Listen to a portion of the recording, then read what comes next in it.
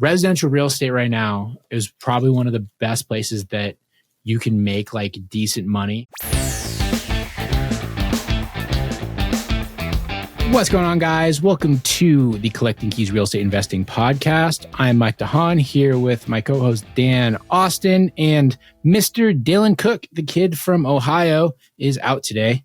He said that he had like a corn festival, or like, actually no, he said that I think his family was having like a speed dating event. Is that a thing that happens in the Midwest, or is that the South? Speed dating? I don't know, but I think it was going to be something more like, I think they call it like a hoedown, like a dance where they all put their boots on and do something like a hay ride too, or something like that. All of his like cousins come out and they all just hoe down together. Yeah.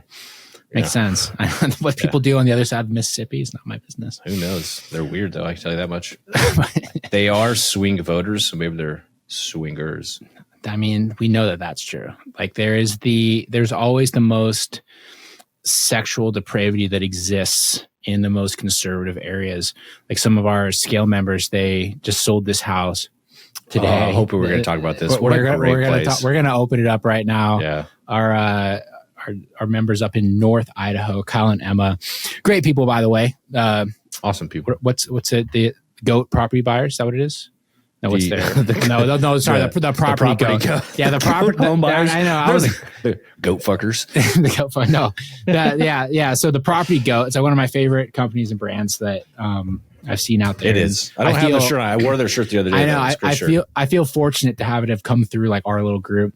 But yeah, they had this house. They called it the Jerk House, and this has been a story that they've been working on forever. That's what they're implying, Dan. That's what that means.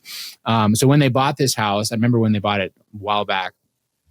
All the initial pictures, basically the inside of it was all just like porn, like that was cut out from like magazines.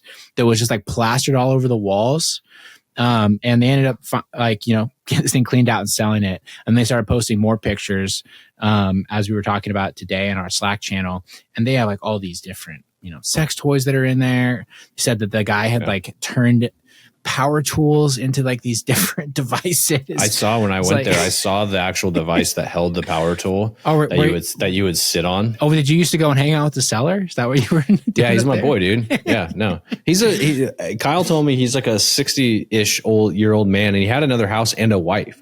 So he literally would come to this place. To the Jerk Shack, bro. It was a real thing, dude. And I think he was just a closeted gay man that was deprived. Yeah. Well, they totally. In North Idaho. And that's kind of my point, right? Is it is literally I would argue, one of the most conservative places in the United States you can find than North Idaho. I think it's getting less so. I would call like rural Georgia probably more conservative nowadays, but I agree. So? I don't know. I mean, it's pretty conservative. They've had an influx of open-minded Californians. At least like Georgia has diversity. Like up in North Idaho, you have nothing. No, they have segregation. They have like the people like Mason. Segregation is diversity with lines in between. In North Idaho, there's nothing. It's literally just Whitesville up there. Yeah, that is true. That is very true. We don't get enough sun. But it was like the most like depraved property I've ever heard of that was out there from this man that was obviously very, very frustrated when he could have come, no pun intended, 20 miles to the west. 30 minutes over here, we'll let you do anything. Yeah, Washington, we don't care. You do whatever you want. Yeah, we don't care. Do what you want. You don't even need to hide out. You can do it in your HOA and people are fine with that out here. Oh my God. You can fly a flag that lets people know. Totally. Yeah, you support it. Yeah, they call it a pride flag. You might have heard about them. People get very upset or they get very excited when they see them. They have a different kind of pride in Idaho. Yeah, very much so.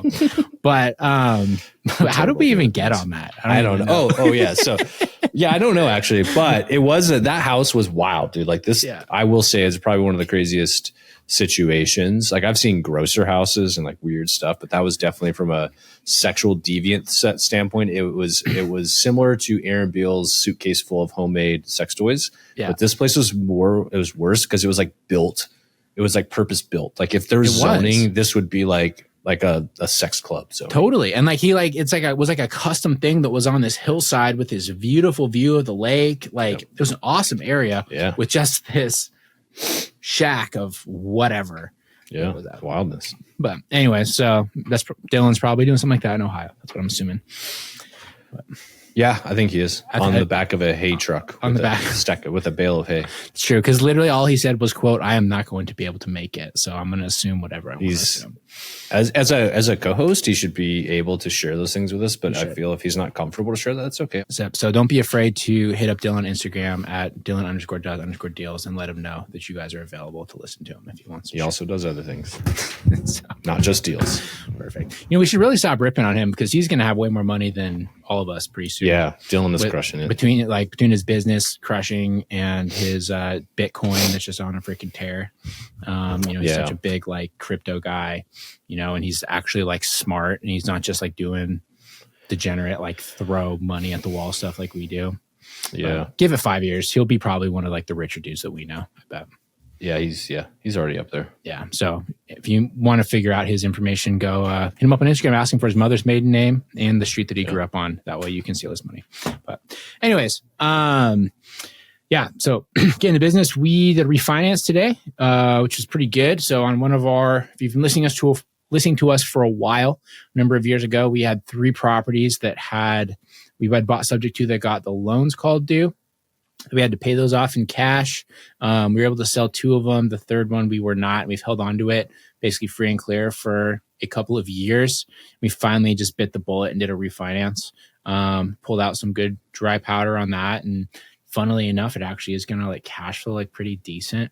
I would have loved to have sold it, but it's not the end of the world, And, it'll work for now. The options that we had were, I guess, taking larger of a haircut on it, or just being willing to hold on to it for a little bit more time. And that's what we decided to do. It's just cash flow positive, and it's been doing okay.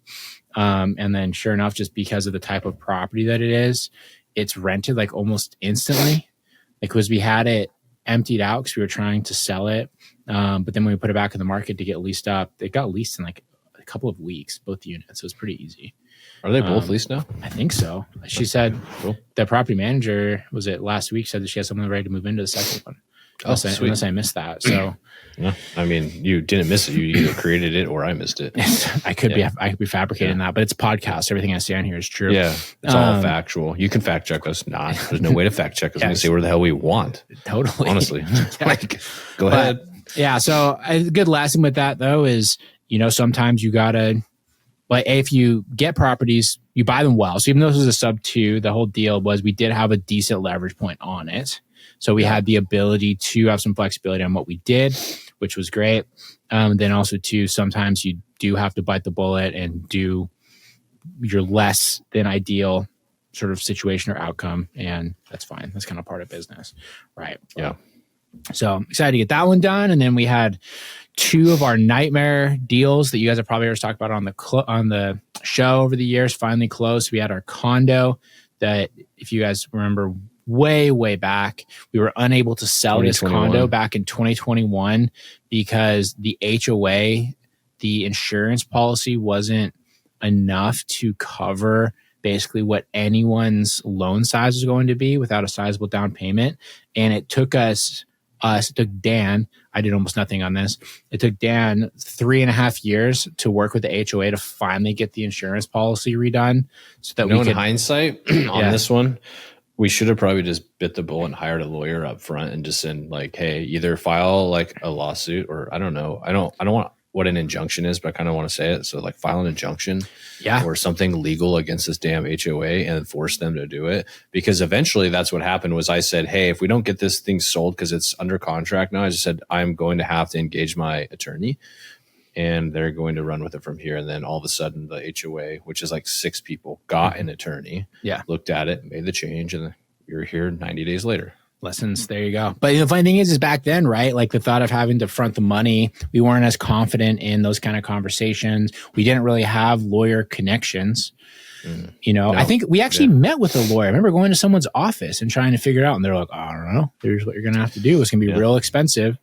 Yeah. And that's right. He was like, well, you're going to have to replat everything. And I was like, what? $5,000 per pop. But oh my God, this could be, nobody here can afford it. They can't even afford many things. Yeah. So how are they going to afford that? And then we're kind of stuck with it. So we're here now. And either way, we ended up pulling a bunch of money out of that, which was good. And then we were ended up paying the price for this deal that we were the smartest guys in the neighborhood for back in, was it 2020 or 20, might have been end of 21, number of years ago, where we got this property on 0% interest seller finance, which was great.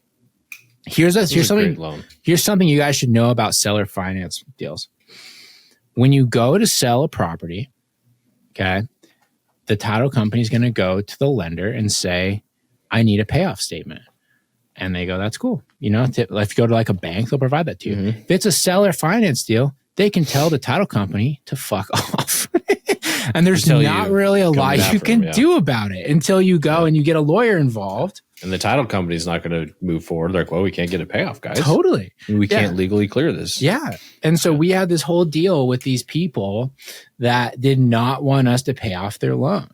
You know, and like a big part of it was we had in our documents with them that basically that we weren't going to like pay out, or like it was phrased in some weird way because of the janky lawyer that did it. It was basically just said the line, and it was kind of contradictory. Like if we took it to court, like if they really refused, like we would have won. And I talked to our lawyer about this, and he was like, "Oh yeah, you guys could go after these dudes, whatever." But they had one line in there that basically says we cannot pay the loan off unless we get approval from the That's right. Correct. So like we have to get approval from them to pay it off. And you would think that any normal lender would be fine with you paying off the loan. There was no prepayment penalty. They didn't want any of that. They just wanted to keep collecting. There's also a due on sale clause. Due on sale clause. Yeah. But then we went to sell this thing. We had it sold and the title company reached out for a payoff statement. And they were like, no, I'm not letting you pay off the debt. Yeah.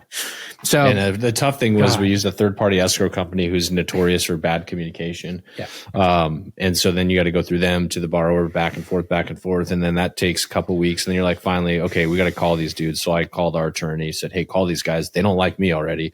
And he did. And then they said, yes, we'll let you pay it off. Then they went back on their word. It was just this whole back and forth thing that took, I don't know, 3 extra weeks to get a freaking payoff. And then ultimately, I just basically said, hey, we'll put the proceeds that we still owe you in a trust account.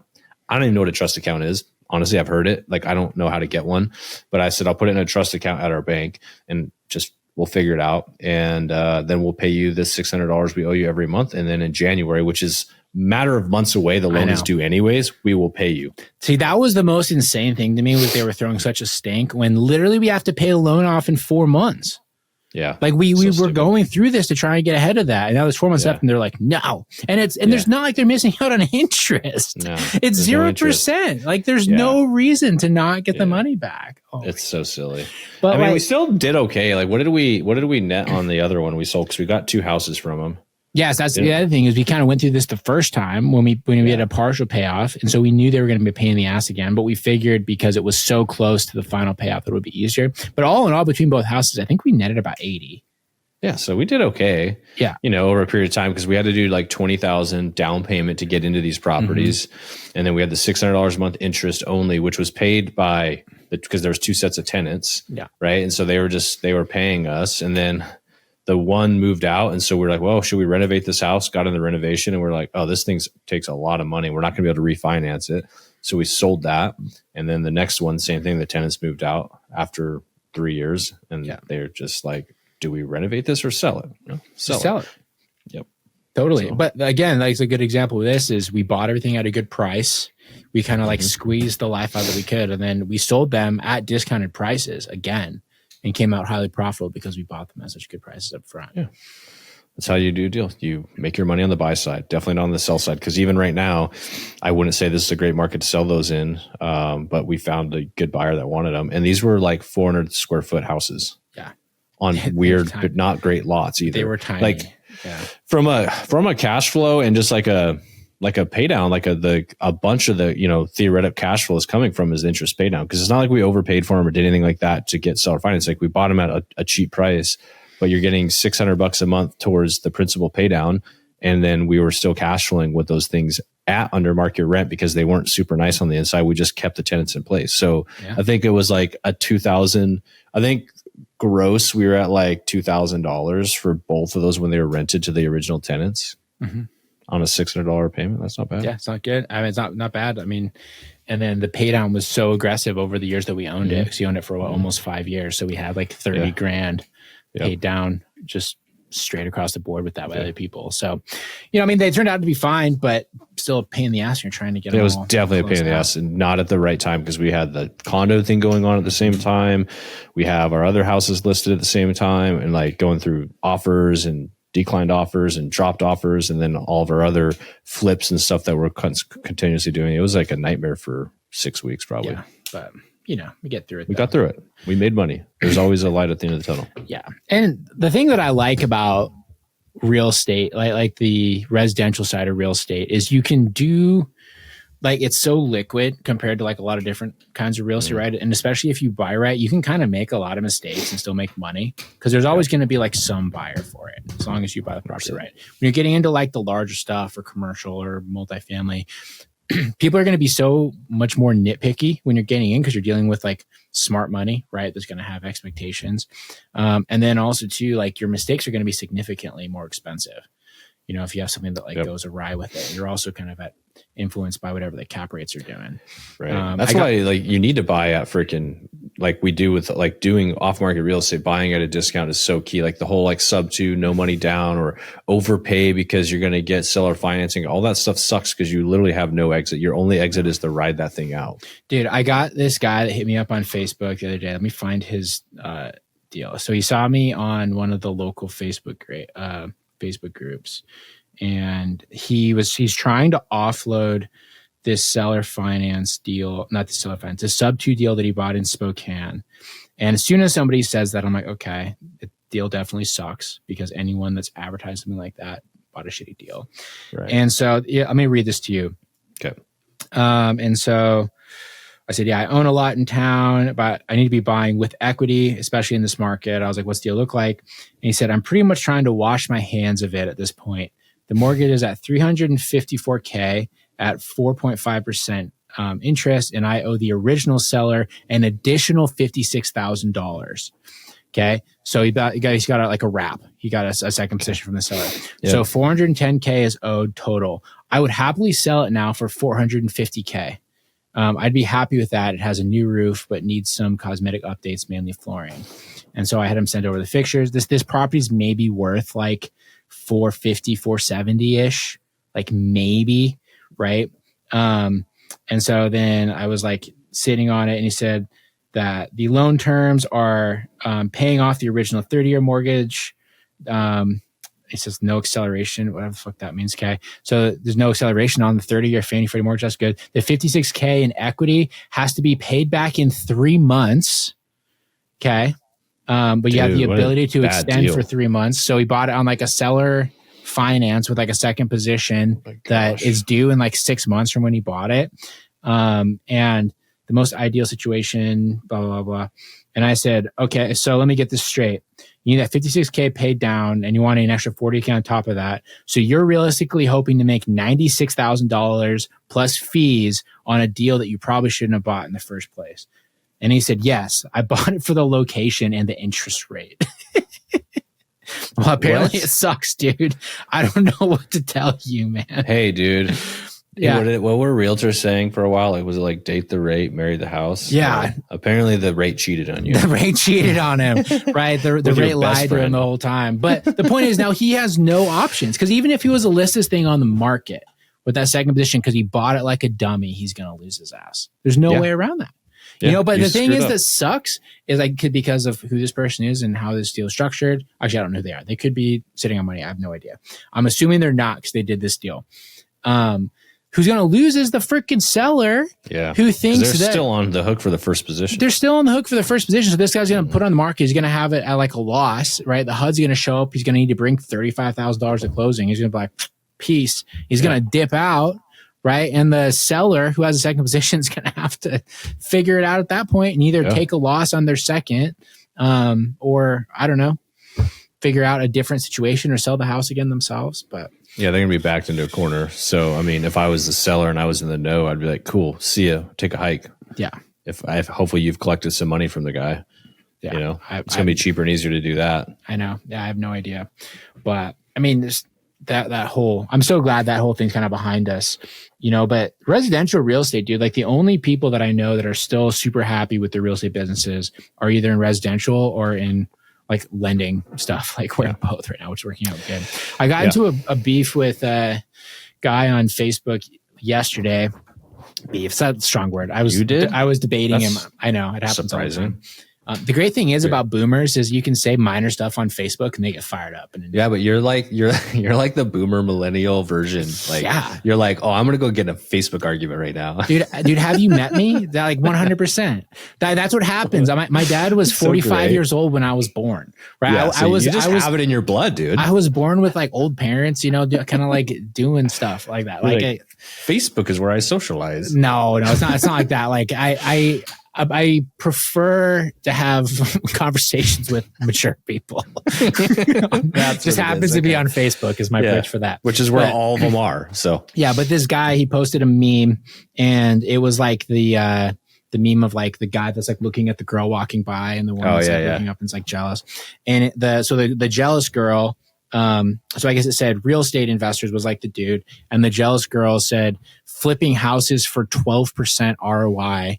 And then the girl walking by, it said, buying a $2.5 million plumbing business with $800,000 EBITDA. And I commented, I was like, bro, who the hell's flipping houses for 12% ROI? It's like we get 300% ROI or 600% on wholesales all day. And all these people jumped on, were like, bullshit, not a single house flipper does that. And I was like, who are you talking to? Not a single person buys a $2.5 million plumbing company for $800,000 EBITDA. Yeah. Tell me who does that. That's not true. I know. Totally. Well, that's another thing. But there's like this weird view around real estate. I think it's because the operators, like the population of people that actually know how to make money in this business is so unbelievably small that basically they heard some like side comment that Brandon Turner said on Bigger Pockets 7 years ago. And they think that that's how the entire industry works now. Yeah. And so I had this whole thing and I was like literally our typical return on ad spend with our wholesales is 6.5x, right? And then but you have to use leverage. Obviously the flips, if you're buying cash, it's completely different, but that's a whole totally different business. You're also probably getting an SBA loan to buy that plumbing company. Absolutely. And so, if you go off like the house flips, you look at the actual money that we have in these deals versus what we make. On average, I was looking at our recent ones, it's typically 300 to 400% return. Yeah. 3 to 4x easy. Because it's a on money business activity. Yep. And there's this whole weird stigma around residential real estate. And I think it's just because people don't know how to actually run a business or make They don't know how to do it. I mean, and historically, historically, a lot of people that even got into flipping before, like you have like the recent, I would say the last 10 years, is people would find shitty houses on the MLS, fix them up and sell them for more. And that's like how it worked. It's like that barely worked. You know what I mean? And so then you have what people do now, which is like the professional home buying business, which is what we do. You're buying them at such a massive discount, not just because they're shitty, but because there's other stress or other reason, doesn't have to be stress, that somebody would want to sell for a discount. And then the lending and the capability of getting leverage is so much more sophisticated. You go and you buy a business, for example, to use that as a reference, you're going to probably get an SBA loan because you can't just go get a $2.4 million loan. First of all, that's a fictitious thing. Like that doesn't exist. Like I've never seen a business or heard of somebody buying $800,000 of cash flow on $2.4 million. No way.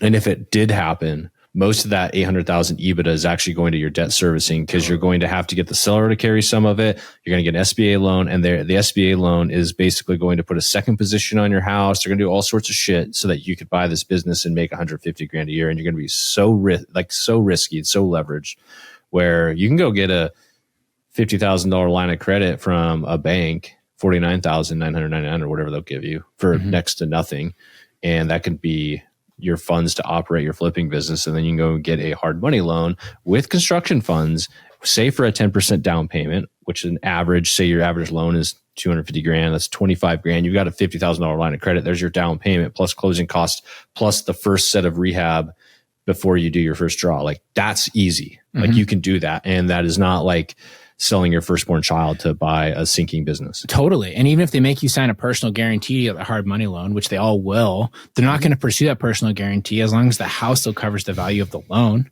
Right. Right. That's what they want to do. They'll just take the house from you and they'll sell it. They'll recover the loan. You'll have a bad record on your credit, but they're not going to go and pursue more versus that plumbing business that you go and you get the big loan on. You can make that thing worth zero by mismanaging it and losing all of your revenue. Yes. Right. Yes. It's not like a house that like is still going to be worth something if you fuck up the renovation with the plumbing business. If you piss off all the staff and the partner that was there, that was involved, he leaves, and then all of your trucks that you have in your plumbing business have maintenance issues that are adding liabilities to your books. That happens. Now your $2.4 million business that you bought is only worth $1 million if you're lucky, and cash flow is nothing, but you still are on the hook for that huge SBA loan. They're going to want. SBA wants their money. Yeah. And it's a 10-year note, amortized, and it's got like 9 to 10% interest, and your payment's going to be fat. Yeah, no. It's going to take your house right away. Going to be so fascinating to see how this like Cody Sanchez like business buying group of people pan out over the next like 5 years, because like compared to the other kind of fads that we've seen, right? If you look at like the multifamily stuff, we're already seeing how that's going, right? We called that years and years ago. All those people are losing their ass. Even the biggest names out there, they're all like going on these little, if they haven't just ghosted all their investors, they're going on Zoom calls and basically saying, hey, sorry, you're fucked. Yep. All those people are gone, right? We've had the SubTo people, which we're starting to see kind of him crashing down with like the guy that hit me up on Facebook. And that's slightly less, I would say, like high profile and maybe a little bit more forgiving. But this SBA stuff, dude, like imagine that. You're like some young couple who bought into the Cody Sanchez thing, and you convinced like, I don't know, what's a weird business someone buys? Like a vent cleaning company, and some 75-year-old boomer fudges his numbers and gets you to buy this shitty business that has made no money for 30 years so that he can retire now with this SBA loan, the money that he's going to be getting. He'll be scot-free. And now you're going to go through and you have this 10-year amortized loan that's going to require you to be making $15,000 a month payments. Right? And then the business turns out to be trash. Yeah. Like I don't know how you recover from that without filing bankruptcy. Yeah. Or you realize that business owner had spent a lot of time, 30, 40 years building that. Those relationships and everything, and now they're all gone. They all went with Daryl, who's like no longer there. Yep. Ed. Ed took him with him. Yeah. I think there's vastly, I feel like there's vastly less people that actually accomplished that and more people that were behind the movement of trying to do it, because it's very unrealistic to be able to buy a business. Like it's really challenging. And I know some people that have done it and they were successful at it, but like the challenge, I've talked to some of these like baby boomer business owners that are retiring, and they're like, well, if I don't get 3 million for this business, why would I sell it to you? Because I'm going to make $500,000 a year sitting here doing nothing, and I'll just keep it for however many years. And then I'll have paid that off, and then I'll just sell it for less. And you're like, you can't unlodge. Like that's good logic. Yeah, you're absolutely right. If you can't get what you think you want, then just keep it, because they've got their business set up and they have no debt against it because they've owned it for 30 or 40 years, or they've built it from the ground up. They suffered for 20 years till they started making money. So they don't want to sell it for nothing. Like that idea is like, why don't I just keep it then? Because I'm, at their age of 70 years old or whatever, they're probably barely in it anyways. They have some general manager running it for them.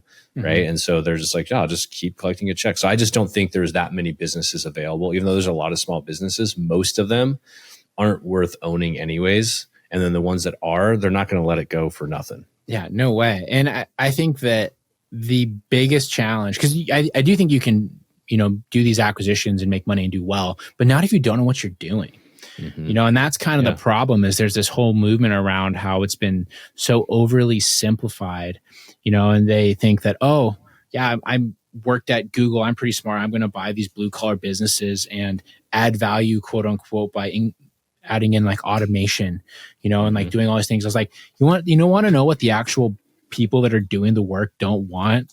Is your fucking like engineer ass to come in there and be like, yeah, this is the system that we use now. And they're like, no, we use yellow sticky notes And that's how we keep track of the phone calls. Yep. We've been here for 20 years and you're just the smart kid who just decided to figure out how to get a loan. We're not going to listen to you. And the human element of these things is always completely ignored for some reason. I don't know why. And that is the biggest challenge of it all. That's the entire thing, right? Like you can make money doing literally anything if you have a good team. Yep. Right. You don't even need to have a good product. If you have a good team and you have like a good sales pipeline, you have an offer, as Alex Ramosi puts it, you don't have to have anything else. You can have the worst worst product ever, or you can overprice the same product as everybody else. And if you have a good sales team, you'll make money, right? You know how to manage people. Look at every solar company. I know. Look at companies like freaking like Anderson Windows. They sell you the same windows you can get at Lowe's for 8 times the price. Seriously. But because they have brand recognition and they have a dedicated sales team, they crush it with that.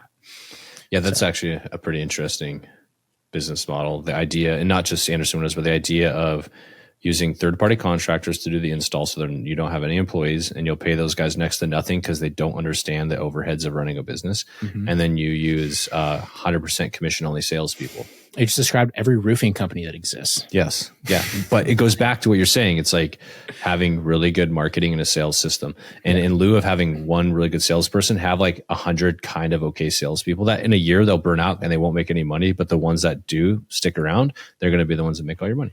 Yeah. And that's why you find like the, random eager kid from like Wisconsin to come over and like knock doors for you or do whatever. Right. Just go ahead and fly him out. That sounds close to home. No, I'm definitely not making realistic examples. But yeah, I don't know, man. Like the thing that I do like though about residential real estate is if you want to start like making legitimate money, like very realistically, right? Wholesaling houses, it has a skill set. It has like, marketing money has to go into it. Sure. But the ROI that you can get as like a 1 or 2 person operation with arguably very, very little risk and a relatively small knowledge base is insane. Like honestly, and you can do it fast. Right. Yeah. And I feel like that's kind of fallen out of graces with people and I don't entirely know why. Yeah, you're right. Absolutely. It's like all these other things have gotten people's attention that were like the quick, easy money, no money down kind of schemes or whatever they were, even the buying the business thing. It's like, I think people have that shiny object syndrome. Business that is really good is like not the most favorable way to do it. I think it's in social media. Yeah, I think it's because it's kind of hard, right? And there's like so little innovation that's kind of left with wholesaling that it's not sexy, right? It's not interesting because a lot of people that would have traditionally been like wholesale real estate people, they're now going towards these, private equity or like business acquisitions. And they always have like the same pitches like, well, why would I do that when I can make way more money with this thing that already has like an established operator? They always see I have like their pitch that they've been sold on, they walk through. And if you're even like a moderate entrepreneur, you can call bullshit right away, but you can see that these, young eyes to financial freedom are like sucked in and bought into it. And because I think if you go back 5 years with wholesale real estate, the big marketing thing was like, people with $30,000, $40,000, $50,000 checks. And that was huge. And at some point along the way, we decided that those checks aren't cool enough when instead I can get $3 million a year in passive income as long as I can somehow con a bank into giving me a freaking $5 million SBA loan that has an established operator. And then I'm just going to plug in Salesforce to this plumbing business and boom, I just made $1 million. Right. And that's literally how they think about these things. I'm pretty sure. It is. Yeah. I do think so. And it's like the most idealistic situation. It's like, well, you should probably pull back a little bit. Totally. If the sales pitch is the best scenario, what's the worst case scenario? And everyone always ignores that. Yeah. People always think that they can't fail. I'm sure there's like a psychological thing with this where you feel like other people can fail, but it'll never happen to you. Yeah. Right. Probably. Which isn't true. And I will say, talking to our banker, when you're in business for long enough, you eventually get a banker, like a personal banker that kind of like knows you by name and takes you to lunch and goes play golf and stuff. He does a lot of personal loans, like SBA loans. And dude, he just hints at some of the issues that they're facing on that end, and they are constant. And trying to restructure people's loans, trying to keep them alive, people failing. And and it's always like, oh yeah, so-and-so tried to buy like whatever kind of business. And he's talked about pretty much every business you can think of under the sun right? And they're all failing because the operators don't know the hell they're doing. Yeah, they don't. Or it's just small business is hard, dude. Yeah, it's so like hard. There's that element where no matter what, even if you're good at what you're doing, like the actual physical product you're selling, it's still hard. You still have to be able to get that product or service in front of the right people that need it when they need it, whatever that is. Like if you're selling donuts, like you gotta, like, it's hard work to go sell donuts to people, especially if you're a mobile donut truck, right? Like you got to go to where people buy donuts. That's hard work. Well, that's why I don't do food-based industries, Dan. I only do blue collar business, trade style businesses that do between $2 to $7 million a year and are in the Sun Belt, because and that I can place software and an operator in place, and I will be the sole board member that just collects checks. You know what? I will say this, and then we can get off this topic because we are running long and ranting. But we have a great friend in the scale community who bought a large business, manufacturing business, and is probably one of the smartest guys I know. And I truly believe like will be successful no matter what in this situation. But even in the business he bought, then they merged with another large business to become one of the biggest in their city. Like they're in massive lawsuits because the guy they merged with is trying to basically steal the business, you know, and I'm summing up a more complex situation, but basically like, no, I don't want this. I'm going to just take over the business and kick you guys out. It's like, wow, that's crazy. And that's coming from a dude who did it the right way. And I would say is one of the most calculated people that I've ever met. Absolutely. 100%. Always seems to make a pretty damn good decision, regardless of the bad situation he's in or good situation. And so it's like, even that is like a good example of doing it the right way, and things get complicated because business is complicated because it does involve people, and you can't always know what people's reactions or actions are going to be at the next stage of their operation or life. Yeah. And the human element always gets ignored in business. I don't know why. Right. That's one of the things that I would say you don't fully understand until you're in it. You know, you can try to prepare for it. You can read about it. You can learn about it. You can listen to podcasts. But until you're actually having to like manage people and their lives and their dramas, you know, and like inspire people that are not fully bought into your dream and your vision because they just want to make money and go home and play with their kids or watch Netflix or do whatever. You don't understand the challenge of doing that over a long period of time, which I would say is the hardest thing to do in any business period. I mean, 100%. As business owners, I think you and I would say 99% of our conversations, like off business, like privately or about people.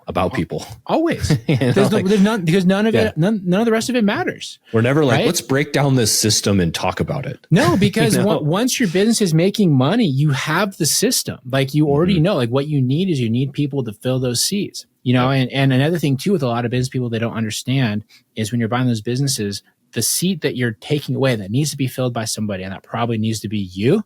Yeah. Right. And not only that, but that person that you bought the business from, more likely than not, if it was a small business, if any of the key people in that business left, they were able to fill that seat. You need to be able to do the same thing.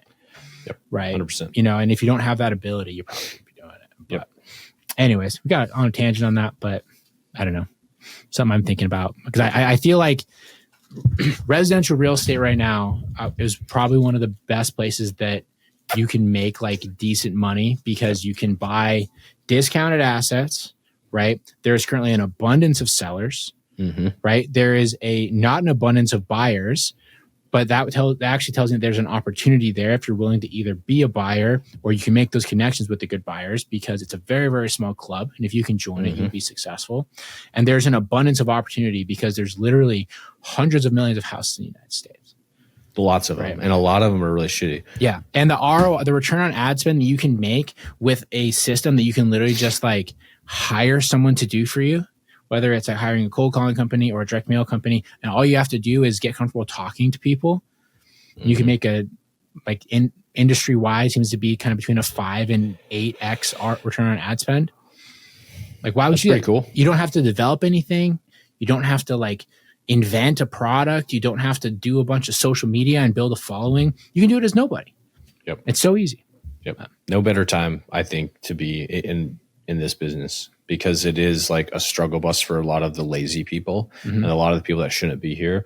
But from a business fundamental standpoint, a lot of the systems are matured that you can just buy off the shelf. And there's a lot of established operators that have shared the real business model, not the sales pitchy, like, come join my group and you'll make $1 billion. Like, no, like the real people out there operating, like it's very established and you can just literally plug and play now. Totally. I mean, it's so much easier and quick. Like you can turn the system on like a car overnight. Like, boop, just buy all the things you need, go to town. Yeah. And people will say like, well, I don't have money. I don't want to spend money. Well, you're going to spend money regardless of what you do. And if you go and you get an SBA loan and you spend the bank's money, right? That's still money you're spending. It's just money you're spending in the future because you're paying them to get that money right now. So just don't do that. Yep. Anyways. All right, guys. Well, thanks for listening. Anything else you want to add, Dan? Nope. No. All right, guys. We'll go and hit up Dylan. Let him know that you miss him and that you're looking forward to listening to him next week. So thanks, everybody. Have a good one, and we'll talk to you guys next time. See ya.